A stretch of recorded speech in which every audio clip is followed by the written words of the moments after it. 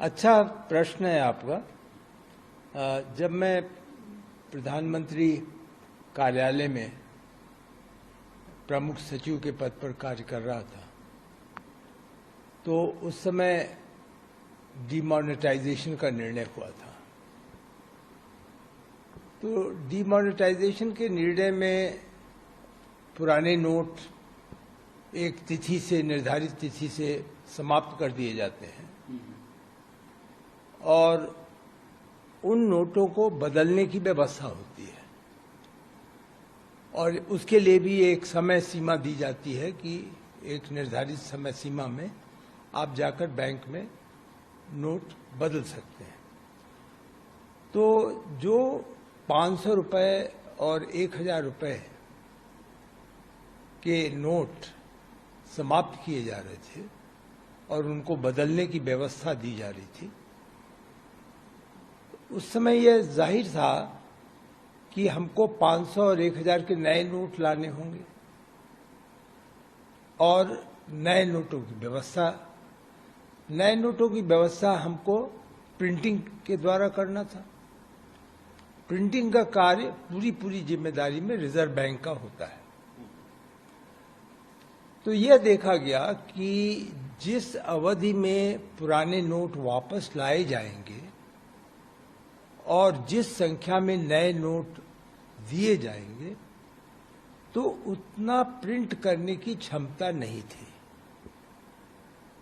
तो विकल्प क्या था? विकल्प यह था कि यदि हम 2000 रुपए के नोट ला देंगे तो जहां 500 रुपए के 4 नोट छापने होंगे वहां 2000 रुपए का एक नोट छापना होगा। इसी प्रकार जहां 1000 रुपए बंद किया जा रहा था तो 2000 रुपए में उसकी वैल्यू अपने आप दुगनी हो जाती है। तो हम लोग एक पूरी टोली थी जो कार्य कर रही थी, उसका प्रस्ताव था कि यदि इसी अवधि में हमको करना है यह कार्य बदलाव का तो 2000 रुपए का नोट हमको छापना होगा।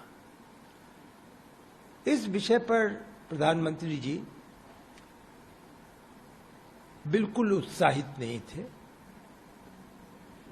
और उनका स्पष्ट मत था कि यदि हम 1000 रुपए के नोट बंद कर रहे हैं और उसके स्थान पे 2000 रुपए के नोट ला रहे हैं तो लोग कैसे समझेंगे कि यह काले धन को समाप्त करने या उसको कम करने का प्रयास है। क्योंकि एक बड़ा नोट जब आएगा तो लोगों को अपने पास रखने की क्षमता, सुविधा आसान हो जाएगी।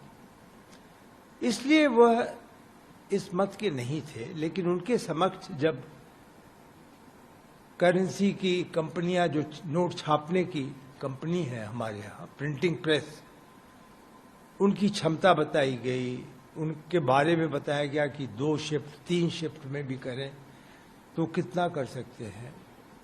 और वह निश्चित इस मत के नहीं थे कि हम नोटों को बाहर छपाई करवाकर यहां ले। तो विकल्प यही रह गया था कि हमको एक सीमित अवधि में 2000 रुपए के नोट छापने होंगे।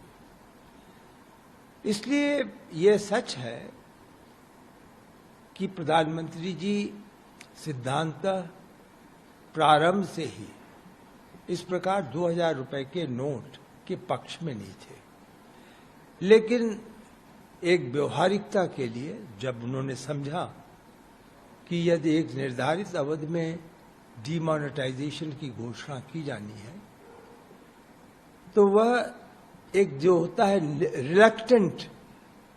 रिलक्टेंटली उन्होंने इसकी स्वीकृति दी।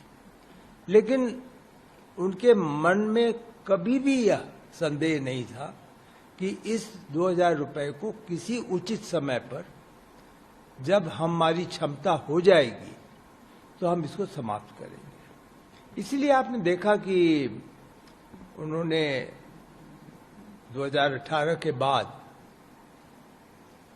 2000 रुपए के नोट नहीं छप रहे थे।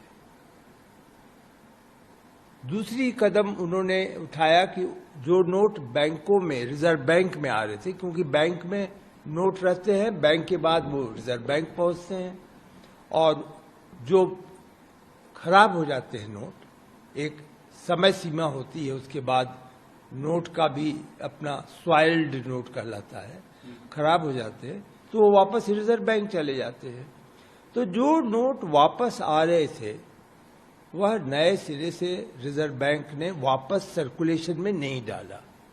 एटीएम में 2000 रुपए के आपने अनुभव किया होगा कि आप एटीएम में 500 के नोट, 100 के नोट मिल रहे थे, 2000 रुपए के नोट फिर एटीएम से निकलने बंद हो गए।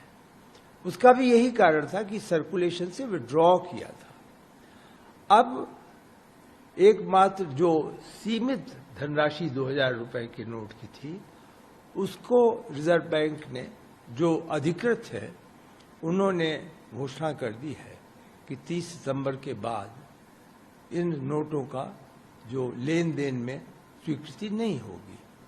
तो ये एक प्रकार से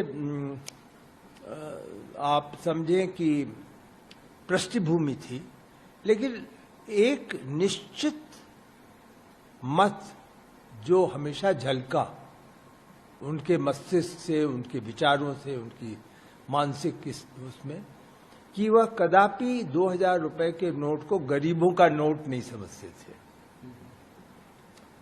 वो ये जानते थे कि 2000 रुपए का ट्रांजैक्शनल वैल्यू ना होकर के होर्डिंग वैल्यू है।